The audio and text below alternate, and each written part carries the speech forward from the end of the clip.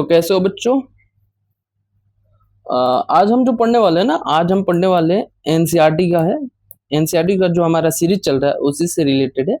And हमारा जो series चल रहा है क्लास 11 का जो जियोग्राफी का जो चल रहा है हमारा सीरीज में, इसमें हम चैप्टर 5 आज करने वाले हैं, खनिज और सेल से रिलेटेड जो है चैप्टर। इसके अंदर इस चैप्टर के अंतर्गत ना हम ये जानेंगे कि खनिज कितने प्रकार के होते हैं, खनिज क्या होते हैं, सेल क्या होते हैं, खनिज कितने प्रकार के होते हैं, खनिजों को कैसे वर्गीकरण डाइवर्सिफाई किया जाता है, कैसे क्लासिफिकेशन की जाती है, इन सारे चीजों को लेके इस पूरे चैप्टर में हम कंप्लीट करेंगे। हालांकि ये चैप्टर बहुत छोटा है तो बहुत जल्दी ही कंप्लीट हो जाएगा, लेकिन फिर भी हम एक बार ट्राई करेंगे कि एक बार जो जो भी चीजें बातें हो सकती है इस चैप्टर से रिलेटेड जो कि अच्छे से हम समझा सके तुम्हें, तो वो चीजें हम बेहतर रूप से समझाने की कोशिश करेंगे। ठीक है, वीडियो स्टार्ट करने के पहले हम ये बोलेंगे, वीडियो को लाइक कर देना अच्छा लगे तो, एंड सब्सक्राइब भी कर ही देना। सब्सक्राइब करके बेल आइकन भी प्रेस कर देना ताकि जो भविष्य में जो फ्यूचर में जो वीडियो आए इसका एनसीईआरटी से रिलेटेड, एंड सुबह में हमारा जो 10 बजे का चलता ही है द हिंदू का जो लाइव क्लास चलता है करंट अफेयर से रिलेटेड, तो उसमें भी जुड़ सको तो उसके लिए सब्सक्राइब करके बेल आइकन जरूर प्रेस कर देना। ठीक है, तो हम क्लास स्टार्ट करते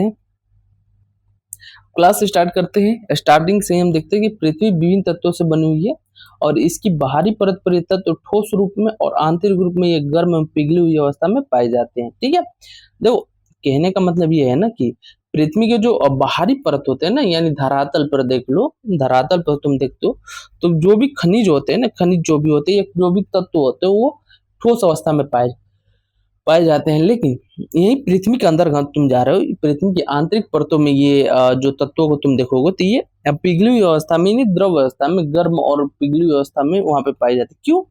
क्योंकि देखो जैसे पृथ्वी मान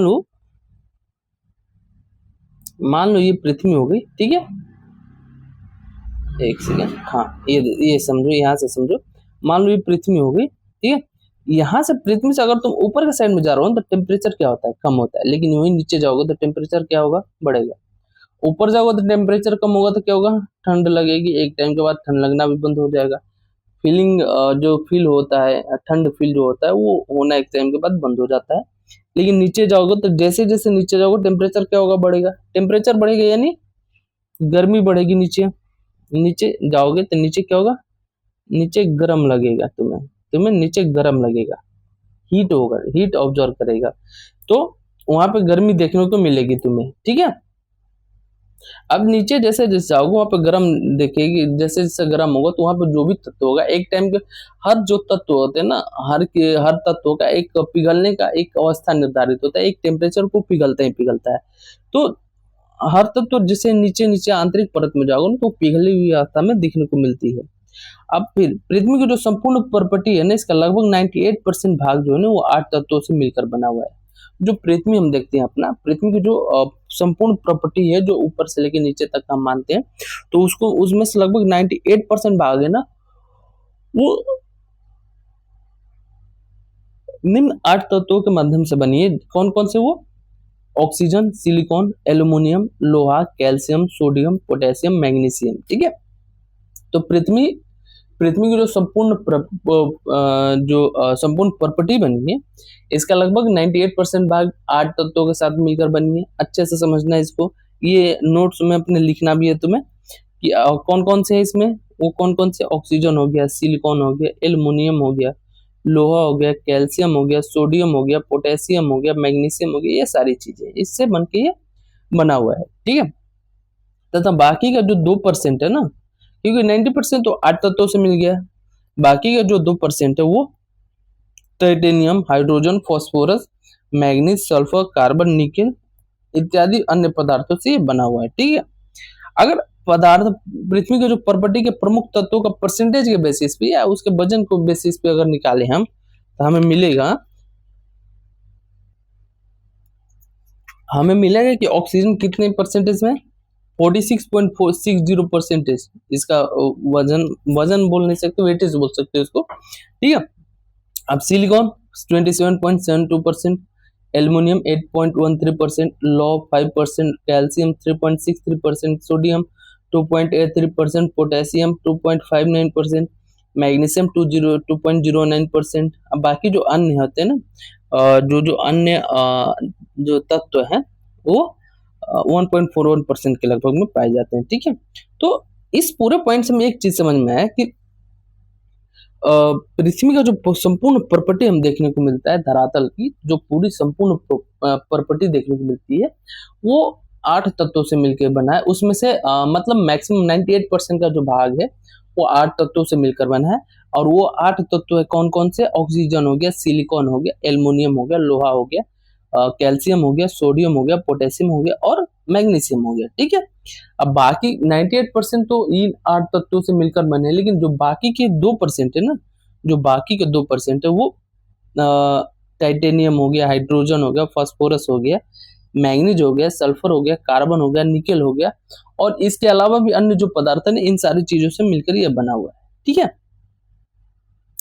भूप्रपट्टी पर पाए जाने वाले तत्व प्राय अलग अलग नहीं मिलते, बल्कि सामान्यतः एक दूसरे तत्वों के साथ मिलकर विभिन्न पदार्थों का निर्माण करते हैं। इन पदार्थों को खनिजों का नाम दिया गया है। ठीक है, तो जो भूप्रपट्टी पे हमें जो तत्व मिलते हैं ना, जो तत्व, ऐसा नहीं है ना कि एक ही मतलब मैग्नीशियम मिल गया हमें अचानक से, सिर्फ मैग्नीशियम ही नहीं मिलता है, इसके साथ साथ और भी कुछ चीजें मिलती है, इसके साथ अटैच जो होती है वो चीजें मिलती है और ये एक दूसरे तत्वों के साथ भी अटैच होकर, जैसे कि मैग्नीशियम अगर तुम खोज रहे हो, मैग्नीशियम के साथ मैग्नीज मिल रहा है तुम्हें कहीं पे, तो मैग्नीज के साथ साथ कार्बन भी मिल सकता है तुम्हें, या निकेल मिल सकता है, या सल्फर मिल सकता है, ऐसा हो सकता है। ठीक है, तो ये एक साथ, ये सिंगल में ना मिल करके ये तब तो मिक्सअप में मिलते हैं, यानी एक से ज्यादा एक साथ में मिलने की संभावना ज्यादा होती है और ये जो एक साथ अटैच होकर मिलते हैं ना, उनको खनिज कहा जाता है। ठीक है, खनिज उन्हें बोलता है। अब यहाँ पे कि इस प्रकार खनिज खनिज क्या है? खनिज एक ऐसा प्राकृतिक कार्बनिक और अकार्बनिक तत्व है जिसे एक क्रमबद्ध परमाणुविक संरचना, निश्चित रासायनिक संगठन तथा भौतिक गुणधर्म होते हैं इसमें। ठीक है, खनिज क्या होता है? खनिज अगर हम पता करें कि खनिज होता क्या है, तो एक चीज हम समझेंगे कि खनिज वैसी चीज है, खनिज ऐसा एक प्राकृतिक हो गया, या कार्बनिक हो गया, या अकार्बनिक तत्व है जिसमें एक क्रमबद्ध क्या होता है? परमाणुविक संरचना होती है, निश्चित रासायनिक संगठन होता है और भौतिक गुण धर्म होते हैं इसके कुछ। ठीक है, खनिज का निर्माण 2 या 2 से अधिक तत्वों से मिलकर होता है, लेकिन कभी कभी सल्फर, तांबा, चांदी, स्वर्ण, ग्रेफाइट जैसे एक तत्वीय खनिज भी पाए जाते हैं। ठीक है, खनिज जो होता है ना, खनिज का निर्माण कैसे होता है? खनिज का निर्माण 2 या इससे अधिक तत्वों के एक साथ संयोग से, एक साथ मिलने से होता है, लेकिन कभी कभी ना कुछ ऐसे खनिज है ना जो एक एक तत्वीय खनिज है, तो वो सिंगल में भी मिल जाते हैं। जैसे मैं उदाहरण के स्वरूप हम देखो तो सल्फर हो गया, तांबा, चांदी, सोना देख सकते हो, ग्रेफाइट हो गया, ये सारी चीजें, ये सारे खनिज जो है वो। ठीक है, अब इसके आगे हम देखें कि यद्यपि स्थलमंडल का निर्माण करने वाले तत्वों का संख्या अत्यंत कम है। ठीक है, क्योंकि स्थलमंडल के निर्माण करने वाले तत्वों की संख्या कम क्यों है? क्योंकि 98% जो स्थलमंडल के भूप्रपट्टी हमारा जो निर्माण है, 98% इसमें योगदान सिर्फ 8 तत्वों का है। ठीक है, और बाकी के जो 2% है उसमें थोड़ा थोड़ा सबका योगदान है। तो जो स्थलमंडल के निर्माण करने में ना तत्वों का संख्या अत्यंत कम है। ठीक है, लेकिन आपस में उनका संयोजन विभिन्न तरीकों से होता है, जैसे ये अलग अलग तरीकों से है, जिससे खनिजों की अनेक किस्में बनती है। भूप्रपट्टी पर कम से कम 2000 प्रकार के खनिजों को पहचाना गया है और उनको नाम दिया गया है, लेकिन इनमें से सामान्यतः उपलब्ध लगभग सभी पदार्थ 6 प्रमुख खनिज समूहों से संबंधित होते हैं, जिनको शैल का निर्माण करने वाले प्रमुख खनिज माना गया है। ठीक है, पृथ्वी के आंतरिक भाग में पाए जाने वाला मैग्मा ही सभी खनिजों का मूल स्रोत है और इस मैग्मा के ठंडे होने पर, ये तुम्हें देखना है, खनिजों के क्रिस्टल बनने लगते हैं और इस प्रक्रिया में जैसे जैसे मैग्मा ठंडा होकर ठोस सेल बनता है, खनिजों की क्रमबद्ध श्रृंखला का निर्माण होने लगता है। कोयला हो गया, पेट्रोलियम हो गया, प्राकृतिक गैस होगी, ये सारे खनिज जैसे है ना कार्बनिक पदार्थ है तथा ये क्रमशः ठोस, तरल और गैस के रूप में भी पाए जाते हैं। अब अगर हम ये समझे कि पृथ्वी के आंतरिक भाग में इसका स्रोत क्या है, खनिजों का स्रोत क्या है जो पृथ्वी के आंतरिक भाग से ऐसे निकल रहा है। ठीक है, तो पृथ्वी के आंतरिक भाग में जो मैग्मा पाया जाता है ना, मैग्मा, पृथ्वी के आंतरिक भाग में जो मैग्मा पाया जाता है, जो कि लावा के माध्यम से, ज्वालामुखी उद्गार के माध्यम से बाहर निकलता है, तो वो जो मैग्मा होता है ना, वो मैग्मा ही एक खनिजों के इन खनिजों का क्या होता है, मूल स्रोत होता है। और ये जब मैग्मा बाहर निकलता है ज्वालामुखी उद्गार के माध्यम से, तो बाहर निकल के लावा के माध्यम से ये क्या होता है, ठंडा हो जाता है। अब जैसे जैसे ठंडा होता है ना, तो इसके ऊपर एक परत बनने लगती है। परत जैसे जैसे बनने लगती है, परत भी कैसी बनती है, इस पे परत बनती है, इस पे जो खनिजों की एक परत जैसी बन जाती है, हर तरफ से गोलानुमा या लंबाई नुमा, हर एक तरफ से ये चेंजिंग होने लगता है। तो उस बेसिस पे ये टर्नअप में मिल जाता है एक तरह से, ठीक है। तो खनिजों को वैसे प्राप्त किया जाता है, उसमें से उसके बेसिस पे थोड़ा सा अच्छे से वो आसानी से उसको प्राप्त कर लिया जाता है फिर, ठीक है।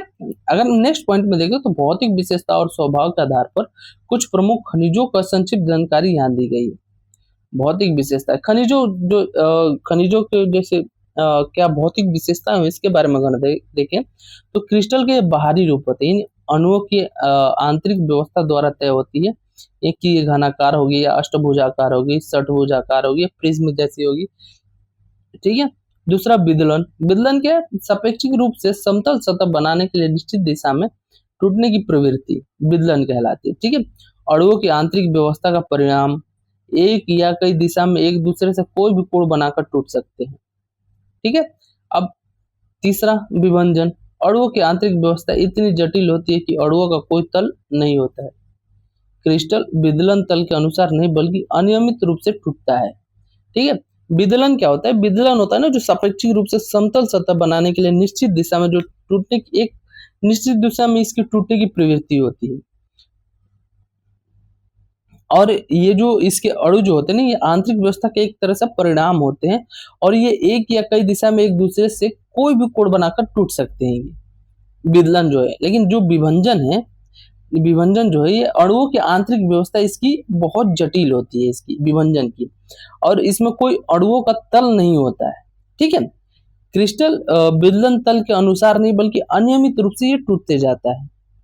अब नेक्स्ट देखते हैं हम चमक, फिर रंग। चमक यानी रंग के बिना किसी पदार्थ की चमक, प्रत्येक खनिज की अपनी चमक होती है, जैसे मेटेलिक हो गई, रेशमी होगी, एक ग्लॉसी होगी, ठीक है।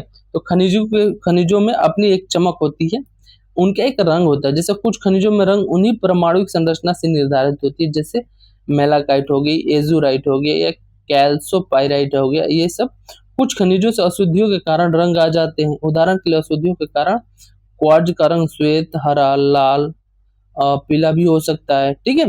तो इनकी एक रंग का एक कलर और एक ये इनकी जो अंदर चमक होती है, एक यूनिकनेस इसके अंदर होती है।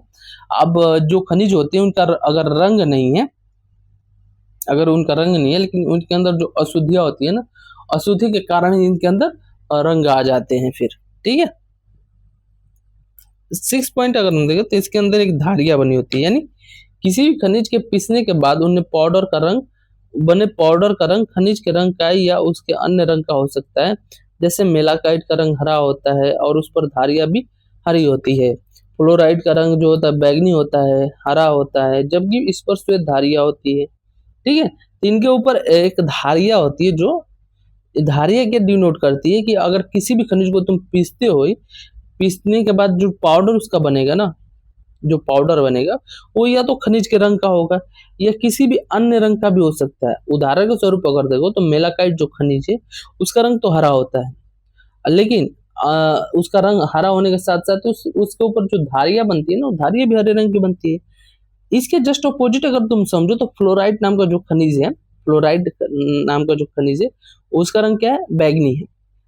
हरा भी है और बैगनी भी है, दोनों है, लेकिन इसके ऊपर धारियां ना श्वेत रंग की होती है। तो ये दोनों कंडीशन इसमें उत्पन्न हो सकते हैं कि या तो जिस कलर का खनिज है उसी कलर का बन जाए या किसी अन्य कलर का बन जाए, कुछ भी हो सकता है, ठीक है। नेक्स्ट एकदम पारदर्शिता के बारे में हम देखें तो पारदर्शी यानी प्रकाश किरणों पर इसका इस प्रकार आर पार जाती है कि वस्तु सीधे देख सकती है।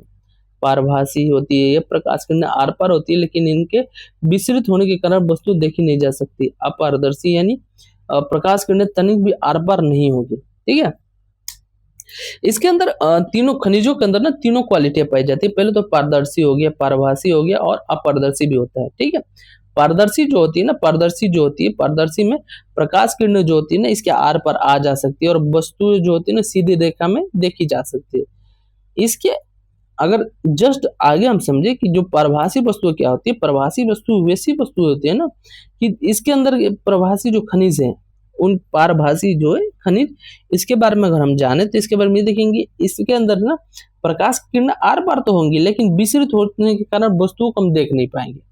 पारदर्शी में हम वस्तुओं को देख पाएंगे, प्रकाश की किरणें भी आर पार हो रही है, हम वस्तुओं को भी अच्छे से देख पा रहे हैं।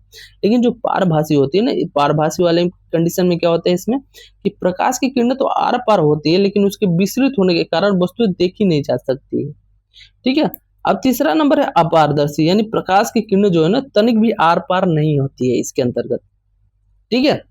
अब आगे देखते हैं, नेक्स्ट है संरचना के बारे में अगर हम इसके जाने और कठोरता के बारे में जाने, तो संरचना के बारे में अगर हम जानते हैं तो देखते हैं तो इसमें पता चलता है कि प्रत्येक जो क्रिस्टल है ना इसकी विशेष व्यवस्था, महीन, मध्यम अथवा खुरदरे पीसे हुए तंतु युक्त पृथक करने योग्य अपसारी विकिरणकारी होते हैं ये।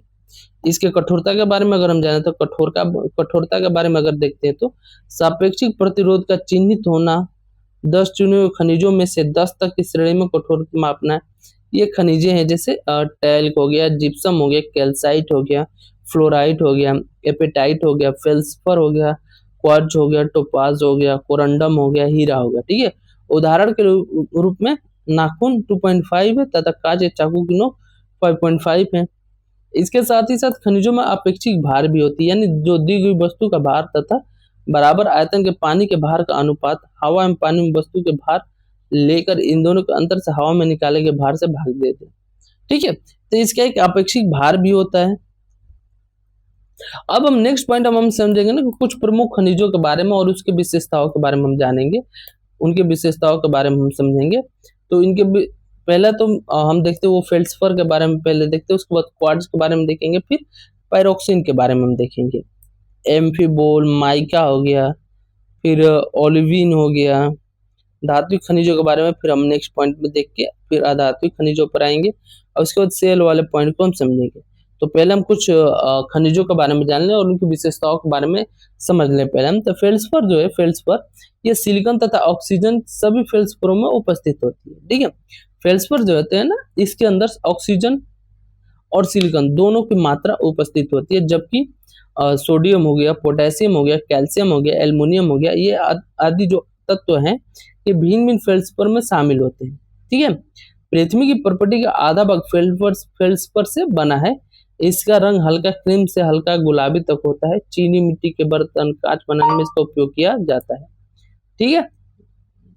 जो फेल्सफर है, फेल्सफर ये सिलिकॉन और ऑक्सीजन इसके अंदर मतलब मौजूद होते हैं, इसमें उपस्थित होते हैं। और पृथ्वी का जो है ना, पृथ्वी की प्रॉपर्टी का आधा भाग जो है ना, लगभग 50% भाग जो है वो फेल्सफर से ही बना हुआ है। ठीक है। अब इसका रंग कैसा होता है? इसका रंग हल्का क्रीम से हल्का गुलाबी तक में होता है।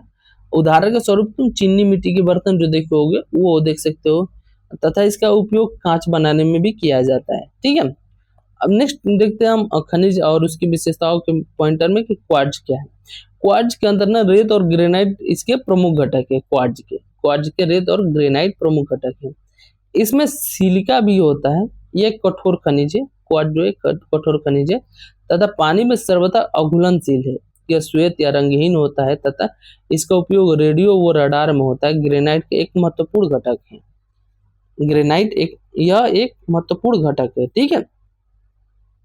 क्वार्ट्ज जो है ना रेत और ग्रेनाइट के एक प्रमुख घटक है और इसमें सिलिका भी होती है वैसे। ठीक है। क्वार्ट्ज जो है ना, अगर क्वार्ट्ज के बारे में दो बात तुमसे सबसे ज्यादा याद रखने वाली चीज तुम समझोगे तो पहला चीज तो ये कि ये श्वेत या रंगहीन होता है और दूसरा चीज ये कि इसका उपयोग रेडियो एवं रडार में बनाने में उपयोग किया जाता है। ठीक है।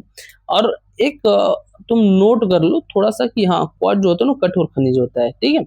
अब नेक्स्ट देखते हैं पायरोक्सिन के बारे में। तो पायरोक्सिन में कौन कौन से जो गैस होते हैं या जो पदार्थ होती है, जो तत्व होते हैं, कौन कौन से तत्व शामिल होते हैं पायरोक्सिन में, तो वो है कैल्शियम हो गया, एल्युमिनियम, मैग्नीशियम, आयरन तथा सिलिका। ठीक है।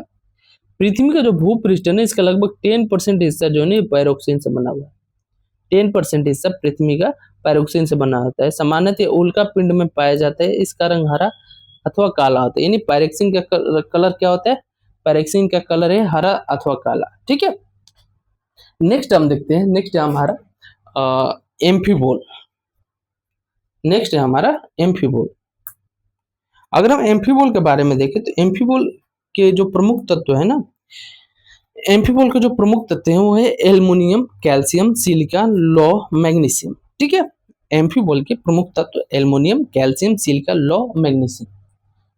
अब तुम ऐसे सोच रहे हो कि बार बार इसको रिपीट क्यों कर रहे हैं? इसको रिपीट करने का एक ही कारण है कि थोड़ा सा अच्छे से तुम्हें समझ में, और एक चीज को 2 बार 3 बार रिपीट करने से क्या होगा ना कि तुम्हें बार बार तुम्हारे मस्तिष्क में, तुम्हारे माइंड में एक ही चीज 2 से 3 बार जाएगा ना, तो तुम रिवीजन जब करने जाओगे ना, तो ये 3-4 बार पहले से रिवीजन हो गया रहेगा।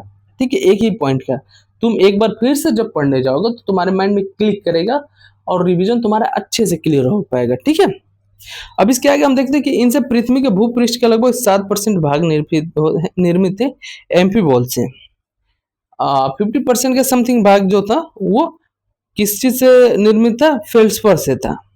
फिर हम आगे आए पायरोक्सिन में, तो पायरोक्सिन में बताया गया पायरोक्सिन के बारे में, तो इसमें बताया कि पृथ्वी का जो भूपृष्ठ है ना उसका लगभग 10% हिस्सा जो पायरोक्सिन से बना है।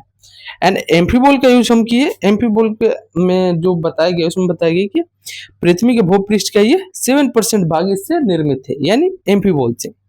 अब नेक्स्ट देखते हैं माइका के बारे में। माइका क्या है? पोटेशियम, एल्युमिनियम, मैग्नीशियम, लौह, सिलिका इसमें निहित होते हैं माइका में। ठीक है, और इसमें पृथ्वी का जो प्रॉपर्टी का है ना, इसका हिस्सा 4% है इसका। ठीक है, तो एक हमें लाइन अप मिल गया, जैसे पायरोक्सिन का कितना यूज है? पायरोक्सिन का 10% हिस्सा भूपृष्ठ बनाने में पृथ्वी का, एंड एम्फीबोल, एम्फीबोल पृथ्वी के भूपृष्ठ का 7% भाग को निर्मित करता है। इसके साथ साथ माइका का अगर बात करें हम, तो माइका का अंश कितना है, अंशदान कितना है? 4% है। माइका का यूज किस किस चीज में किया जाता है? इसका यूज विद्युत उपकरणों को में इनका उपयोग किया जाता है। माइका का उपयोग विद्युत उपकरणों में किया जाता है, और ये जो माइका होती है सामान्यतः आगन्य एवं रूपांतरित सेलों में पाई जाती है। नेक्स्ट देखते हैं ओलिविन के बारे में। ओलिविन क्या है? ओलिविन मैग्नीशियम, लौह, सिलिका ओलिविन के प्रमुख तत्व होते हैं, और ओलिविन का उपयोग ना आभूषणों में किया जाता है। ठीक है, ओलिविन सामान्यतः हरे रंग के क्रिस्टल होते हैं जो प्राय बेसाल्टिक सैलों में पाए जाते हैं। ओलिविन प्रमुख खनिजों के अतिरिक्त सैलों में क्लोराइट हो गया, कैल्साइट हो गया, मैग्नेटाइट हो गया, हेमेटाइट हो गया, बॉक्साइट हो गया, बेराइट हो गया, ये सारी जो होती है ना खनिज है, इसकी कुछ मात्रा इसमें उपस्थित होती है ओलिविन में। ठीक है, हमने देखा हम धातु खनिजों के बारे में अगर जाने तो इसमें धातु तत्व होते हैं तथा इनके 3 प्रकार इसको विभाजित किया जाता है कि बहुमूल्य धातु के रूप में, यानी इसके अंतर्गत स्वर्ण, चांदी, प्लेटिनम ये सब जो महंगी होती है, बहुमूल्य होती है, उसको इसके अंतर्गत शामिल किया जाता है। फिर नेक्स्ट देखते हैं हम, दूसरा है हमारा लौह धातु, यानी लोहा और स्टील के निर्माण के लिए जो लोहे में मिलाई जाने वाले अन्य धातु होते हैं वो लौह धातु में उसको गिना जाता है। तीसरा पॉइंट हम देखते हैं कि उसमें दिखता है कि हम अलौहिक धातु इसमें आती है। इसके अंतर्गत ताम्र हो गया, यानी तांबा, सीसा, जिंक, टीन, एल्युमिनियम ये सारी धातुएं इसमें शामिल होती है। अब देखते हैं हम अधात्विक खनिजों के बारे में, तो इसमें इनमें धातु के अंश उपस्थित तो नहीं होते अधात्विक में, जैसे गंधक हो गया, फॉस्फेट हो गया, नाइट्रेट हो गया, ये अधात्विक खनिज है। ठीक है, सीमेंट अधात्विक खनिजों का एक मिश्रण है। अब आते हैं नेक्स्ट सेलों के बारे में हम जानते हैं। सेल क्या है? सेल क्या है अब इसके बारे में हम जानते हैं, और इसके प्रकार के बारे में भी हम थोड़ा सा अच्छे से समझेंगे। ठीक है, देखो ये चैप्टर कितना छोटा नहीं, इसी से तुम्हें समझ में आ जाएगा। ये सेल समझे हम, सेलों के प्रकार में हम आएंगे, एंड ये वाला देखेंगे शैली चक्र, केंद्रित सेल, ये तो प्रकार में हो गया। शैली चक्र के बारे में जानेंगे और चैप्टर समाप्त। ठीक है, तो ज्यादा बड़ा ये चैप्टर वैसे है नहीं। ठीक है, अब सेलों पर हम आते हैं। तो सेल क्या होता है? पहले तो ये पृथ्वी की प्रॉपर्टी सेलों से बनी हुई है, और सेल का जो निर्माण होता है ना, ये एक या एक से अधिक खनिजों से मिलकर होता है। सेल कठोर या नरम तथा विभिन्न रंगों को भी हो सकते हैं, जैसे में ग्रेनाइट कठोर तथा सेल खड़ी नरम है, गैब्रो काला, क्वार्टजाइट दूधिया श्वेत हो सकता है। सेलों में खनिजों का घटक का कोई निश्चित संगठन नहीं होता है। सेलों में सामान्यतः पाए जाने वाले खनिज पदार्थ फेल्सपर और क्वार्ट्ज हैं। ठीक है, सबसे मेन चीज हमें यहाँ पे मिलता है। वैसे सेल क्या है? वैसे एक तरह से सेलों का जो निर्माण होता है ना, ये एक या एक से अधिक जो खनिज होते हैं इनका एक साथ मिलने के बाद संयोग से इन खनिजों के सेलों का निर्माण होता है। सेल जो होते हैं कठोर या नरम भी हो सकते हैं, ये विभिन्न रंगों के भी होते हैं। उदाहरण के स्वरूप अगर हम देखें तो ग्रेनाइट जो है ना, ग्रेनाइट कठोर तथा सेल खड़ी इसके क्या नरम होते हैं इसके। ठीक है, और सैलो में जो मुख्य रूप से खनिज पदार्थ पाए जाते हैं ना, वो दो खनिज पदार्थ जो हैं वो मुख्य रूप से पाए जाते हैं। एक तो है फेल्ड्स्पर है, दूसरा क्वार्ट्ज है। सैलो स्थलाकृतियों तथा सैलो एवं मृदा में निकट संबंध होने के कारण भूगोल शास्त्री को सैलो का मौलिक ज्ञान होना आवश्यक होता है। सैलो के विभिन्न प्रकार हैं, जिनको उनकी निर्माण पद्धति के आधार पर 3 समूहों में विभाजित किया जाता है। पहला आगन्य सेल, दूसरा अवसादी सेल, तीसरा कायांतरित सेल। ठीक है, तो सेलों को मतलब उनके मौलिक ज्ञान होना आवश्यक होता है, और ये मृदा के क्या होते हैं, सबसे निकट तरीके से मृदा में ये निकट संबंध होते हैं। सेलों के 3 प्रकार से समझा जा सकता है। सेलों के 3 समूहों में ये इसको विभाजित किया गया है। सेल 3 प्रकार के होते हैं, ऐसे समझ सकते हो तुम। पहला तो आगन्य सेल हो गया, दूसरा अवसादी और तीसरा कायांतरित सेल। जो आगन्य सेल होती है ना, इसका निर्माण मैग्मा तथा लावा से ये घनीभूत होती है, जो आगन्य सेल होती है। दूसरी होती है अवसादी सेल। अवसादी सेल बहिर्जनित प्रक्रियाओं के द्वारा सेलों के अंशों के निक्षेपण का परिणाम होता है। और फिर नेक्स्ट हम बात करें कायांतरित सेलों के बारे में। तो जो कायांतरित सेल होती है ना, इसमें उपस्थित सेलों में पुनर्क्रिस्टलीकरण की प्रक्रिया से ये निर्मित होते हैं। ठीक है, पेट्रोलॉजी के बारे में हम समझते हैं अगर, तब पेट्रोलॉजी जो है ना, ये सेलों का एक विज्ञान है। यानी पेट्रोशास्त्री सेलों के विभिन्न स्वरूपों का अध्ययन करता है, जैसे खनिज की संरचना, बनावट, गठन, स्रोत, प्राप्ति स्थान, परिवर्तन, दूसरी सेलों के साथ इनका संबंध, इन सब चीजों के बारे में बताते हैं। आगन्य सेल के बारे में हम समझते हैं। फिर अवसादी, अब जो सेलों का प्रकार है ना, जैसे आगन्य सेल हो गया, अवसादी सेल हो गए, केंद्रित सेल हो गए, इनके बारे में हम थोड़ा सा समझते हैं अब। ठीक है, आगन्य सेलों का निर्माण जो है ना, पृथ्वी के आंतरिक भाग में मैग्मा और लावा से होता है, अतः इनको प्राथमिक सेलें भी कहते हैं। ठीक है, आगन्य जो सेल है, इन सेलों का निर्माण कहाँ होता है, पृथ्वी के आंतरिक भाग में, पृथ्वी के अंदर होता है। पृथ्वी के अंदर क्या है, आंतरिक परत में पृथ्वी की क्या चीजें हैं, मैग्मा, लावा, ये सारी चीजें पृथ्वी के आंतरिक परत में, और इन्हीं की वजह से आगन्य सेल का निर्माण होता है। और आगन्य सेलों का निर्माण इनकी वजह से, मैग्मा और लावा की वजह से होता है आंतरिक भागों में। ठीक है, इसी के कारण आगन्य सेल को प्राथमिक सेल भी कहा जाता है। मैग्मा के ठंडे होकर घनीभूत होने पर आगन्य सेलों का निर्माण होता है। इग्नियस, लैटिन भाषा में इग्नियस शब्द से जिसका अर्थ है अग्नि होता है। ठीक है, मैग्मा के विषय में बात करें तो आप पहले से ही जानते हैं, जब अपनी ऊपरगामी गति में मैग्मा ठंडा होकर ठोस बन जाता है तो यह आगन्य सेल कहलाता है। ठंडा तथा ठोस बनने की प्रक्रिया पृथ्वी की परपटी या पृथ्वी की सतह पर हो सकती है। ठीक है, अब आगन्य सेल की हम बात कर रहे हैं, अगर आगन्य सेल की बात करें हम, इसे हम देखते हैं कि आगन्य सेल का निर्माण कैसे होता है। कि जो मैग्मा और लावा होता है ना, वो धरती के बाहर तो ये निकल के ठंडा हो जाए, या धरती के अंदर ही ऊपर आके बाहर ना निकल पाए, लेकिन धरती के अंदर वो ठंडा हो जाए। ठंडा जो हो जाता है, ठंडा होके जम जाता है, जो ऐसे रुक जाता है, तो वो जो सेलों का निर्माण होता है ना, उसे वो आगन्य सेल उसे बोलते हैं हम। ठीक है, अब देखते हैं आगन्य सेलों का वर्गीकरण इसकी बनावट के आधार पर किया गया है। इसकी बनावट इसके कणों के आकार और व्यवस्था अथवा पदार्थ की भौतिक अवस्था पर निर्भर करती है। यदि पिघले हुए पदार्थ धीरे धीरे गहराई तक ठंडे होते हैं तो खनिज के कण पर्याप्त बड़े हो सकते हैं। सतह पर हुई आकस्मिक शीतलता के कारण छोटे एवं चिकने कण बनते हैं। शीतलता के मध्यम परिस्थितियां होने पर आगन्य सेल को बनाने वाले कण मध्यम आकार के हो सकते हैं। ग्रेनाइट, गैब्रो, पैगमेटाइट, बेसाल्ट, ज्वालामुखी, ब्रेसिया, टफ हो गया, आगन्य सेलों के कुछ उदाहरण के रूप में देखे जा सकते हैं। ठीक है, नेक्स्ट सेल के बारे में हम देखते हैं। तो नेक्स्ट सेल हमारे जो पॉइंटर पे वो है अवसादी सेल है। अवसादी सेलों के बारे में एक चीज समझो, अवसादी यानी अर्थात सीडेमेंट्री रॉक्स। ठीक है, इसकी शब्द की व्युत्पत्ति लैटिन भाषा का शब्द सेडिमेंट से हुई है। यानी अवसादी अर्थ, इसका इस शब्द का अर्थ क्या है, इसका अर्थ है व्यवस्थित होना। पृथ्वी की सतह की सेलें आगन्य, अवसादी या कायांतरित जो है अपक्षयकारी कारकों के प्रति अनावृत होती हैं, जो विभिन्न आकार के विखंडों में विभाजित होती है। ऐसे उपखंडों का विभिन्न बहिर्जनित कारकों के द्वारा संवहन और निक्षेप होता है। सघनता के द्वारा ये संचित पदार्थ सेलों में परिणत हो जाते हैं। यह प्रक्रिया सीलीभवन कहलाती है। अब सीलीभवन की प्रक्रिया क्या कहलाती है, इसको हम थोड़ा सा अच्छे से समझते हैं।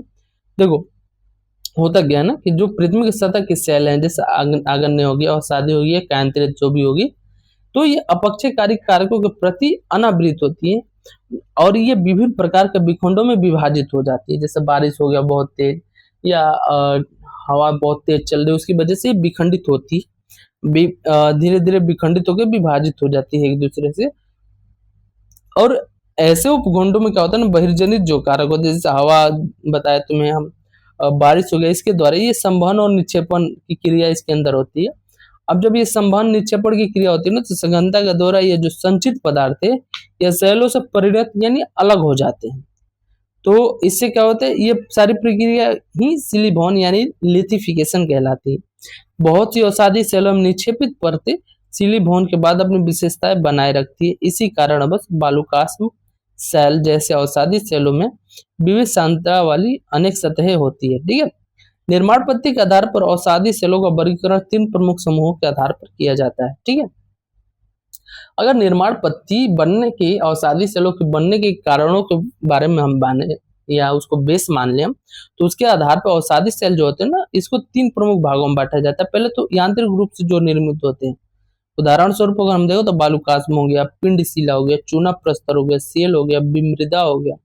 ठीक है, और दूसरा हम देखते हैं कार्बनिक रूप से अगर निर्मित के बारे में हम देखें, तो इससे उदाहरण के स्वरूप हमें दिखता है गिजराइट, खाड़िया, चूना पत्थर, कोयला आदि। ठीक है, और तीसरा हम देखते हैं रासायनिक रूप से अगर निर्मित होने वाला पॉइंटर से हम समझे, रासायनिक रूप से निर्मित होने वाले पॉइंटर के बारे में हम समझे, तो हमें यह दिखता है उदाहरण के स्वरूप में अगर हम देखें तो श्रृंग प्रस्तर हो गया, चूना पत्थर हो गया, हेलाइट हो गया, पोटास हो गया, ये सारी चीजें। ठीक है, अब केंद्रित सेलों के बारे में हम थोड़ा सा डिस्कस करते हैं। केंद्रित सेल होते क्या है, तो केंद्रित का तो पहले कि स्वरूप में परिवर्तन। अब स्वरूप में परिवर्तन बहुत सारी चीजों से हो सकता है। ये हो सकता है कि प्रेशर उस पर ज्यादा पड़ा हो, टेम्परेचर पड़ा हो, या आयतन में परिवर्तन हो, इसके परिस्वरूप जो मतलब सेलों का निर्माण होगा वो केंद्रित सेल है, वैसे सेलों को कहा जाएगी। अब केंद्रित सेलों में दाब, आयतन तथा तापमान में परिवर्तन द्वारा ये निर्मित होती है। वैसे जब विवर्तनिक प्रक्रिया के कारण सेल निचले स्तर और बलपूर्वक खिसक जाती हैं, या जब भूपृष्ठ से उठता पिघला हुआ मैग्मा भूपृष्ठीय सेलों से संपर्क में आता है, या जब ऊपरी सेलों के कारण निचली सेलों पर अत्यधिक दाब पड़ता है, तब कैंतरण होता है। ठीक है, कैंतरण की प्रक्रिया कब होती है? कैंतरण की प्रक्रिया उस टाइम में होती है जब अचानक से, मतलब क्या होता है ना कि जो निचला जो स्तर है हमारा प्लेट के नीचे का, वो खिसक जाए, या भूपृष्ठ कोई कहीं उठता हो, या जो पिघला हुआ मैग्मा हो वो भूपृष्ठीय सेलों के संपर्क में आ जाए। ठीक है, या ऐसे भी हो सकता है कि ऊपरी जो सेल है, ऊपरी जो तत्व है, उसके कारण जो निचली सेल है ना उस पर ज्यादा प्रेशर पड़ रहा हो, तब कैंत्रित जो सेल होती है या कैंतरण की प्रक्रिया पुनः स्टार्ट होती है। ठीक है, कैंतरण क्या है? कैंतरण वो प्रक्रिया है जिसमें समेकित सेलों में पुनः क्रिस्टलीकरण होता है तथा वास्तविक सेलों में पदार्थ पुनः संगठित हो जाते हैं। ठीक है, तो कैंतरण की प्रक्रिया क्या कहलाती है? कैंतरण की प्रक्रिया वो है कि इसके अंतर्गत ना समेकित सेल जो होते हैं, उनका उनमें पुनः क्रिस्टलीकरण की क्रिया होती है, और वास्तविक सेलों में पदार्थ पुनः एक साथ संगठित हो जाते हैं फिर। ठीक है, बिना किसी विशेष रासायनिक परिवर्तन को टूटने और पिसने के कारण वास्तविक सेलों में यांत्रिक व्यवधान और उनका पुनः संगठित होना गतिशील कैंतरित कहलाता है। ठीक है,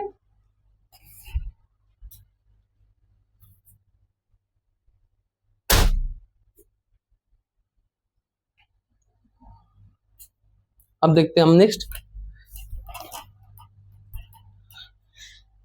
उसमें कैंतरण के कारण, उसमें जो कैंतरण होने इसके कारण सेलों के पदार्थों में रासायनिक परिवर्तन और पुनः क्रिस्टलीकरण होता है। उसमें कैंतरण के 2 प्रकार होते हैं, पहला तो संपर्क कैंतरण और दूसरा प्रादेशिक कैंतरण। जो संपर्क रूपांतरण होते हैं ना, इसमें सेलें क्या होती है, गर्म ऊपर आते हुए मैग्मा एवं लावा के संपर्क में आती है, तथा जो उच्च तापमान में सेल पदार्थों का पुनः क्रिस्टलीकरण होता है। अक्सर सेलों में मैग्मा लावा के योग से नए पदार्थ उत्पन्न होते हैं। प्रादेशिक रूपांतरण में उच्च तापमान अथवा दबाव अथवा इन दोनों के कारण सेलों में विवर्तनिक दबाव के कारण विकृतियां होती है, जिससे सेलों में पुनः क्रिस्टलीकरण होता है। कैंतरण की प्रक्रिया में सेलों के कुछ कण या खनिज सतहों के रेखाओं के रूप में व्यवस्थित हो जाते हैं। केंद्रित सेलों में खनिज अथवा कण इसकी व्यवस्था को पत्रण या रेखांकन कहते हैं। ठीक है, तो यहाँ तक हम पहले एक बार अच्छे से समझ लेते हैं। पहले तो ये समझते हैं ना कि ये जो कैंतरण की प्रक्रिया हो रही है, इसके अंतर्गत यही तो नहीं होगी ना कि कैंतरण एक ही प्रकार से तो नहीं होगा, कैंतरण के कुछ प्रमुख भाग भी होते हैं। ठीक है, तो इसके अंतर्गत 2 भाग को हम समझना है हमें इसमें। पहले तो ये अगर हम इसमें समझे एक बार अच्छे से तो हमें ये दिखाई देता है कि इसके अंतर्गत उसमें कायांतरण है। अब उसमें कायांतरण क्या होती है ये अगर हम समझ जाएगा तो उसमें कायांतरण जो होती है ना, इसके कारण सेलों के पदार्थों में क्या होता है, रासायनिक परिवर्तन और पुनः क्रिस्टलीकरण होता है। इसमें सेलों के पदार्थों में रासायनिक परिवर्तन होने के साथ साथ पुनः क्रिस्टलीकरण की क्रिया होती है। अब उसमें कायांतरण ना दो प्रकार की होती है, पहला तो संपर्क कायांतरण और दूसरा प्रादेशिक कायांतरण। जो संपर्क रूपांतरण है ना, या कायांतरण बोल सकते हो उसको, तो इसमें क्या होता है ना, इसमें सेल क्या होती है, गर्म होती है और ऊपर आते हुए मैग्मा अम्लाओं के संपर्क में आती है तथा उच्च तापमान में सेल पदार्थों का पुनः क्रिस्टलीकरण होता है, उच्च तापमान में, हाई टेम्परेचर पे, ठीक है। लेकिन अक्सर सेलें इसमें क्या होती है ना, मैग्मा अथवा लावा के योग से नए पदार्थ इसमें उत्पन्न होते हैं। अब दूसरा अगर हम समझे, दूसरा हमारा प्रादेशिक कायांतरण के बारे में या रूपांतरण के बारे में हम समझे तो हमें ये देखने को मिलेगा कि इस प्रक्रिया में ना उच्च जो तापमान और दबाव के कारण, इन दोनों के कारण, उच्च तापमान और दबाव के कारण क्या होता है, सेलों में विवर्तनिक दबाव उत्पन्न होता है और इस दबाव के कारण विकृतियां उत्पन्न होती है, जिससे सेलों में पुनः क्रिस्टलीकरण क्या होता है, पैदा हो जाता है, ठीक है। फिर नेक्स्ट पॉइंट हम देखते हैं, इसमें रेखांकन के बारे में हम देखें या फोलिएशन यानी पत्रण के बारे में। तो जो कायांतरित सेल होती है ना, इसमें खनिज और कोड़ों की जो व्यवस्था होती है, खनिज और कोड़ों की कायांतरित सेलों में, उसको पत्रण यानी फोलिएशन या रेखांकन भी कहा जाता है। कभी कभी खनिज या विभिन्न समूहों का कण पतली से मोटी सतह से इस प्रकार व्यवस्थित होती है कि वे हल्के और गहरे रंगों में दिखाई देते हैं। केंद्रित सेलों में इन संरचनाओं को बैंडिंग कहा जाता है तथा बैंडिंग प्रदर्शित करने वाली सेलों को बैंडेड सेलें कहते हैं। केंद्रित होने वाले वास्तविक सेलों पर ही केंद्रित सेलों के प्रकार निर्भर करते हैं। केंद्रित सेलों को दो प्रमुख भागों में वर्गीकृत किया जाता है, पहले तो पत्रित सेल, दूसरा अपत्रित सेल। पट्टित, तास्मीय, ग्रेनाइट, साइनाइट, स्लेट, शिस्ट, संगमरमर, क्वार्ट्ज आदि रूपांतरित सेलों के कुछ उदाहरण के रूप में है, ठीक है। तो पहले हम बेंडिंग के बारे में जान लेते हैं, उसके बाद बेंडेड सेलों के बारे में जान लेंगे, ठीक है। तो पहले जो बेंडिंग क्या होता है ना, बेंडिंग का मतलब कैसे, मतलब बेंड करना कोई चीज, ऐसे समझो बेंड करना, ठीक है। तो कभी कभी क्या होता है ना, खनिज हो गए, खनिज के जो कण होते हैं ना, खनिज के जो कण होते हैं वो पतली से मोटी सतह में एक समुचित एक प्रक्रिया में ये व्यवस्थित होते हैं, ठीक है। और ये जिस प्रकार से व्यवस्थित होते हैं वो प्रक्रिया क्या है, वो हल्के या गहरे रंगों में वो दिखाई देती है, ठीक है। तो ऐसी प्रक्रिया या ऐसी संरचना से जिस संरचना का ऐसी प्रक्रिया के द्वारा निर्माण होता है उसे बेंडिंग कहा जाता है। और केंद्रित सेलों में ऐसी संरचनाओं को जब देखा जाता है तो उसे बेंडेड सेल कहा जाता है, ठीक है। अब ये सेल जो होता है ना, केंद्रित जो सेल है, मुख्य रूप से दो भागों में इसको वर्गीकृत किया गया, पहला तो पत्रित सेल और दूसरा अपत्रित सेल। उदाहरण के स्वरूप अगर हम देखें केंद्रित सेलों के बारे में तो इसमें देखने को मिलेगा पट्टित तास्मी हो गया, ग्रेनाइट हो गया, साइनाइट हो गया, शिस्ट, संगमरमर, क्वार्ट्ज हो गया, स्लेट हो गया, ये सारी चीजें प्रमुख उदाहरण के रूप में देखी जा सकती है। नेक्स्ट और लास्ट पॉइंट हम देखेंगे सेली चक्र के बारे में समझेंगे हम, ठीक है। सेलें अपने मूल रूप में अधिक समय तक नहीं रहती है, बल्कि इनमें परिवर्तन होते रहते हैं।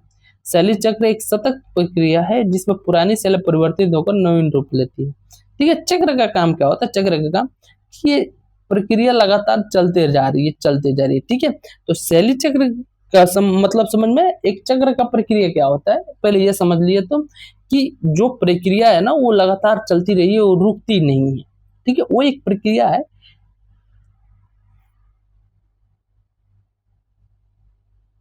जो कि चलती रह रही है, ठीक है। अब शैली चक्र की अगर हम बात करते हैं तो शैली चक्र का मतलब क्या है, शैली चक्र में क्या होता है ना, पुरानी शैलें जो है ना, पुरानी शैलें जो है वो परिवर्तित होकर नई रूप इसके अंतर्गत लेती है, इस चक्र के यानी शैली चक्र के मदद से, ठीक है। शैली चक्र एक सतत प्रकार की प्रक्रिया है वैसे, ठीक है। नेक्स्ट हम देखते हैं कि अग्न्य शैलें जो है प्राथमिक शैलें तथा अन्य जो अवसादी हो गई या केंद्रित हो गए, अवसादी अवसादी हो गई, केंद्रित हो गए सेलें इन प्राथमिक सेलों से निर्मित होती है, ठीक है। अग्न्य सेलों को केंद्रित सेलों में परिवर्तित किया जा सकता है। अग्न्य एवं केंद्रित सेलों से प्राप्त अंशों से अवसादी सेलों का निर्माण होता है। अवसादी सेल अपखंडों में परिवर्तित हो सकती है तथा यह अपखंड अवसादी सेलों के निर्माण का एक स्रोत हो सकते हैं, ठीक है। अवसादी सेलों का निर्माण जैसे जो अग्न्य सेल है, आगन्य सेल तथा अन्य जो सेलें हैं, इन प्राथमिक सेलों से निर्मित होती हैं। ठीक, आगन्य सेलों को केंद्रित सेलों में परिवर्तित किया जा सकता है। यानी किसी भी सेल को या आगन्य सेल जो है, आगन्य सेल को इसका रूप चेंज करके केंद्रित सेल में इसको परिवर्तित किया जा सकता है। और आगन्य एवं केंद्रित सेलों से प्राप्त जो अंश होंगे ना, उसे अवसादी सेलों का निर्माण होता है।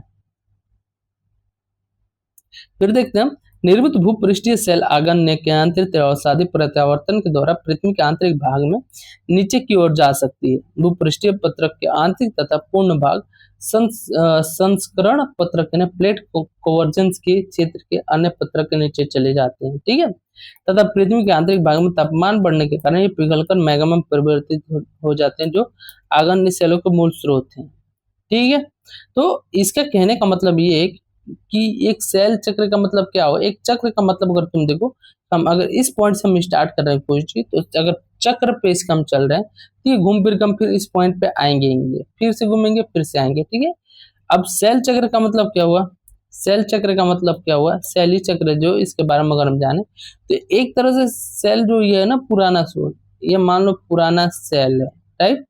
ये जो पुराना सेल है ये आगे जाके नए सेल में कन्वर्ट हो जाएगा। ठीक है, ये नए सेल में कन्वर्ट हो जाता है इस प्रकार।